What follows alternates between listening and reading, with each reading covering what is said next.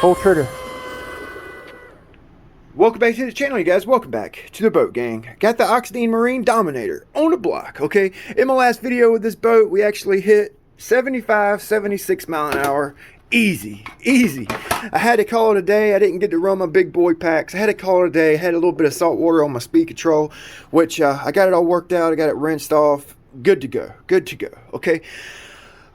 So today we're actually going to be upgrading the driveline. I'm going to put a new flex cable in, and we're going to upgrade, well, replace the sleeve bushings, bearings in the Stinger. I already have the old ones out. I'll explain to you guys why in just a second. So stick around. Big B with Ironclad RC.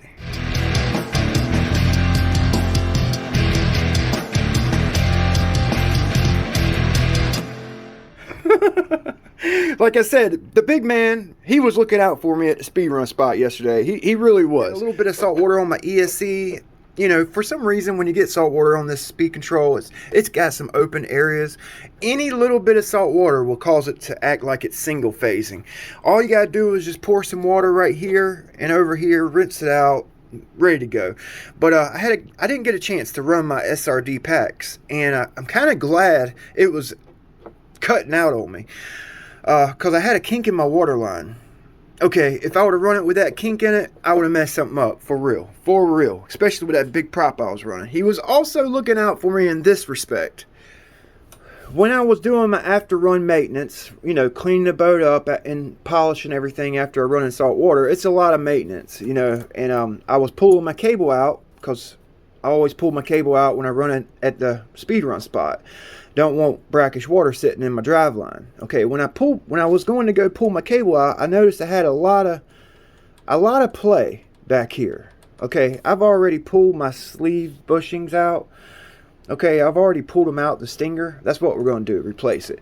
But I noticed I had a lot of play. Okay, and I was like, what the heck's going on here? So I pulled my cable out, and I noticed that my bushing, my bearing that sits inside the Stinger barrel, it was wore out almost to the aluminum on one side. Okay, that's basically like right here. When I pulled it out, I used my pliers to grab it. It was so thin that it bent. Okay, which this is a lead Teflon bushing.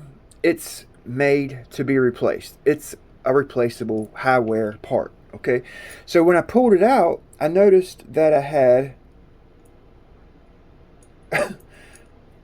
a cable that wasn't straight anymore. I was like, well, maybe it's just got some memory. You know, sometimes these cables, you know, if you bend it, it'll hold some memory, you know.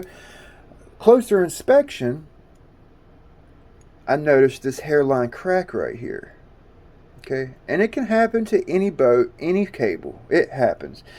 It happens. I've had it happen on pro boats. I've had the cable come out the stub shaft on a pro boat. OSE cables.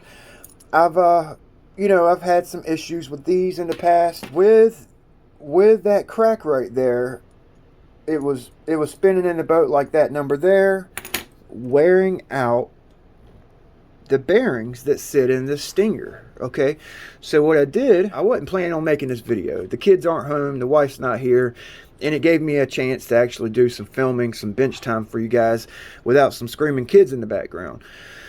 So what I've done is I basically removed these bearings. There's one that sits right here at the end, or I guess the back of my Stinger barrel, and there's another one that sits about center ways in your Stinger barrel. Okay, so you basically use a torch, get you some gloves or a rag or something, use a torch, and get you a rod.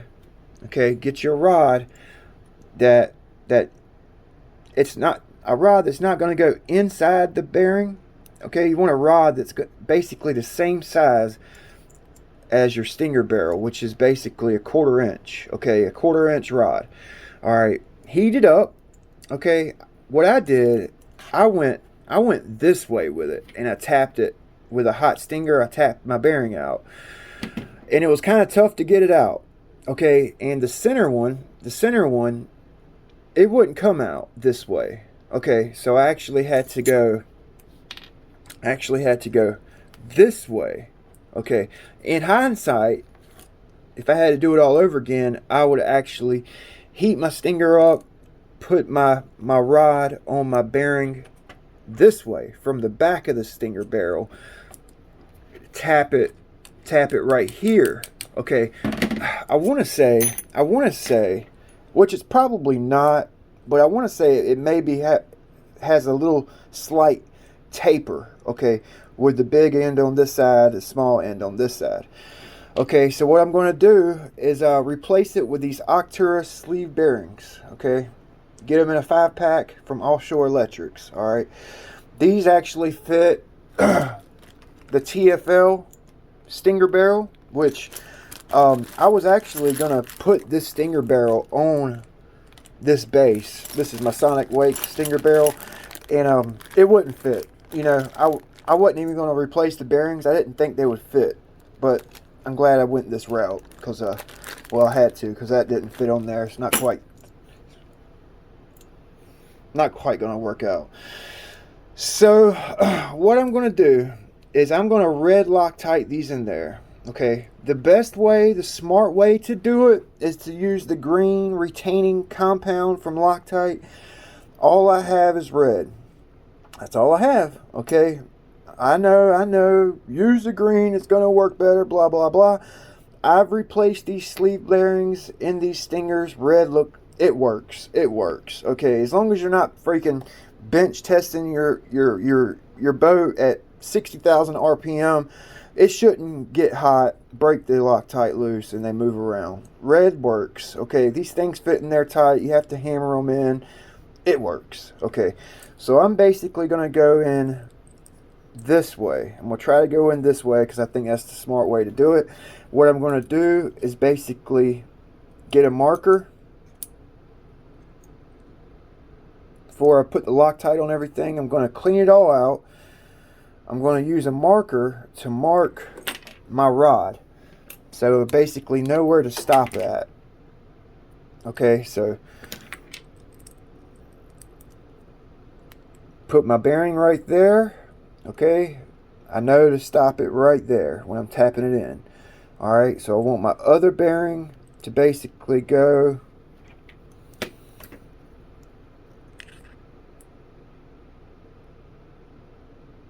that's my cable I'm going to use. So my other bearing, I want it to be supported on the cable, so I'm basically going to put it right here. Okay,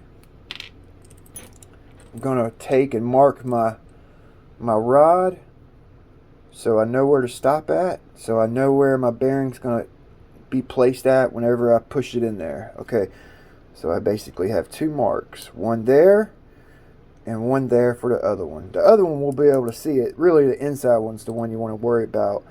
This mark right here. So I'm basically going to use some 90% alcohol. All right, and I got this on my drill. I cleaned this cleaner off, this brush off, and I basically pour that alcohol in my stinger barrel and cleaning it out. Okay, you can also use a gun barrel cleaning brush. Those work great. I've got one. I can't find the dang thing, but those work great. Okay, I actually probably need to pick up another one because the one I have is kind of worse for wear, but a gun barrel cleaner comes in handy in this hobby. Also, these baby bottle nipple cleaners work great too. So I'm cleaning it out. Okay, gonna take a rag, clean off my brush, put some more alcohol on it. All right, not too technical here. Okay, get it cleaned out. Get all that grease cleaned out. Most important part. All right, I've already cleaned it. I'm just kind of showing you guys. So that's how you get it clean. We're about to Loctite it in. Basically got me a rubber mallet ready. Got my red Loctite ready. I washed my hands. Made sure there was no grease on my hands because we're going to be handling these sleeve bushings. Okay, sleeve bearings. Got a little drill press here so I don't mess up my tabletop. And I got everything cleaned out. Okay, it's ready to roll. All right, so I'm going to take and drop some red Loctite in here. We're going to clean it out later on. Okay, basically going to clean it out later on. I'm going to take and basically use this rod that I'm going to use to tap everything in with, to make sure I got red Loctite on everything, all over my stinger barrel inside. Alright, we'll clean it up in 2 days. I'm going to let it sit for 2 whole days, so y'all won't see the boat for a couple days, okay? You got to let this stuff sit up. You know, it takes up to 24 hours for it to sit up completely. Alright, so I'm going to put a little bit on my bearing. I'm going to wipe it on my bearing here. A little bit on this guy right here. You want to make sure you wipe all this out when we're done in a couple of days, because you'll freaking Loctite everything in there, so you got to be careful for that. Drop it in there. It is stepped. I can look in the barrel. I don't know if you guys can see it, but it's stepped. It's got one big step and it's got another step up forward. So I'm gonna drop it in there, and want to act quick. You don't want this thing to sit around. I'm going to push this one all the way down.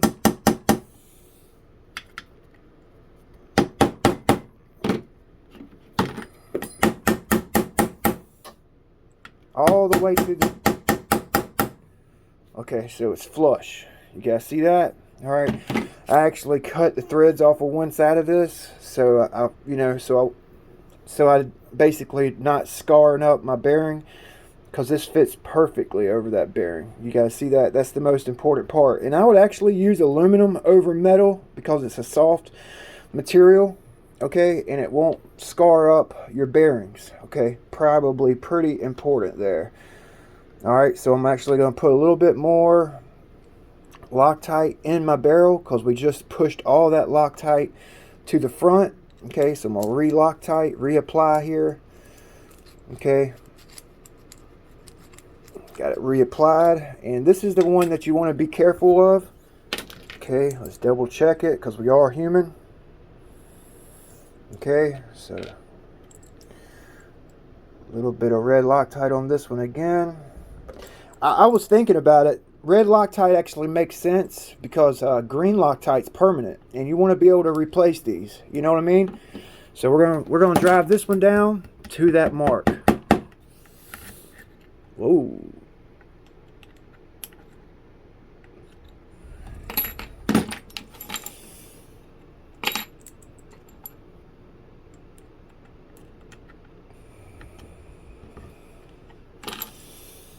Okay, so I got that bearing on the mark. You guys see that? It actually pushed all the way to the forward bearing, which that might be all right, but I want it to support on 2 sides of the cable, so we got it pushed into here, so it's basically sitting right there. All right, that should work. I'm gonna give it a couple days to cure out. I'm gonna go light. Go ahead and get some of this red Loctite out while it's liquidy. Go ahead and take your brush. I wouldn't recommend putting alcohol on it. Just kind of knocking off some of that excess red Loctite. Because once that stuff cures out, it'll harden. You grease your shaft up. You run the boat. You come back. It might be stuck in your stinger. So go ahead and get a little bit of it off. All right. I'm gonna put a little bit of alcohol on mine. I got that excess Loctite off. I'm gonna run that dry brush in there. We don't want to upset the red Loctite that's on the bearing. Okay, so I'm kind of glad I did. All right, we got that cleaned up. On this adjuster, it actually had 2 little flanged pieces that come up right here, 1 and 2. I took my file and I filed those little flanged pieces off, top and bottom, so I can actually get I got a little mini wrench, you know, so I can get a wrench in there. Those little flanged areas was blocking the threads, and that's the reason I had this nut on upside down, because those flanged areas was blocking the threads. So if you don't sand or grind the flanged area off, you can just put your nut upside down like I did. So what I'm going to do is flip that nut back around, okay, since I had grinded those off. All right. And that's basically how you do it. All right, that's how you do it. So it's actually been a couple hours. I let that Loctite kind of set up a little bit. While I was waiting, I actually took some sandpaper and kind of run across this strut barrel, took it out to my polisher, polished it up. Okay, so we're gonna basically install it back onto our base. Pretty simple. I'll probably just kind of flip through this for you guys so you're not watching me struggle with these Allen wrenches here. I got my old cable in here, so I'm just gonna basically use my old cable as a reference for the length for my new cable. Just gonna make it a little bit easier so we don't have to do a bunch of measuring and all that good stuff. And I usually just cut it a little bit long and incrementally take it down to size, you know. Alright, so I got it cut to size here. Let's check the length. Oh shit, first time's a charm. Okay, so I got a little gap, basically the width of my Teflon washer. Okay.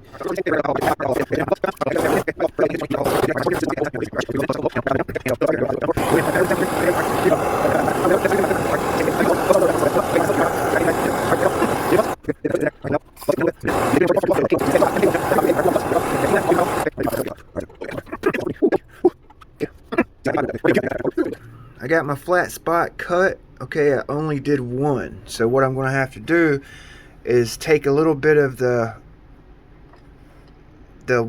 height off of this grub screw.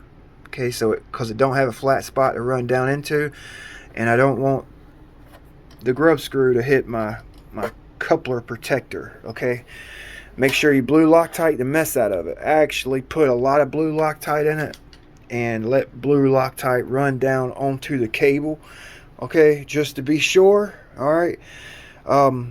And I usually, if it's hard to get the grub screws out, I'll actually kind of heat it up every time I pull my cable. You know, because I get Loctite all over my cable. I don't mind it. I don't mind the extra heat at the end of a run to re-grease my boat. Okay, but what I did was I cut the flat spot, and then I resoldered over the flat spot. Hence the reason it looks kind of wacky. Okay, I soldered over the flat spot where I cut into the metal, so it wouldn't unravel. And I didn't file it down to the cable. What's the point in putting solder on there if I filed it all off, you know? So I left it on there. The solder's kind of soft. That grub screw will actually lock down and set down on that soft solder. If I need to do it again later on, I will, you know, but we'll see how long it lasts. I don't really feel comfortable putting two on here because if you do, it'll weaken that outside ravel or cable layer, and I think one will be fine just to kind of keep it in the boat if they loosen up, you know what I mean? Like I said, if they loosen up, we had a bad day because they're going to run into that coupler protector. It'll be a bad day. So yep, that's how you do it. Okay, we'll see how long it lasts. You guys will be the first to know if it lets loose. You know, you'll see it happen. So that's how you replace the bushings, bearings, and Oxidean Stinger strut. TFL Stingers, same bearings. Okay, Probo uses a larger bore on their struts for like the Velez and UL19, so you can't use those on the Velez Stinger strut, okay, or strut. So hopefully this helps you guys out. Sorry about the long video. I get to run my mouth about these boats, and I just can't quit, you know. I make it sound like I know what the hell I'm talking about, but I'm just a freaking southern boy jacking my jaws, doing something I love to do, sharing the hobby. That's what I like to do, share the hobby, share my knowledge. All right, we'll see you next time.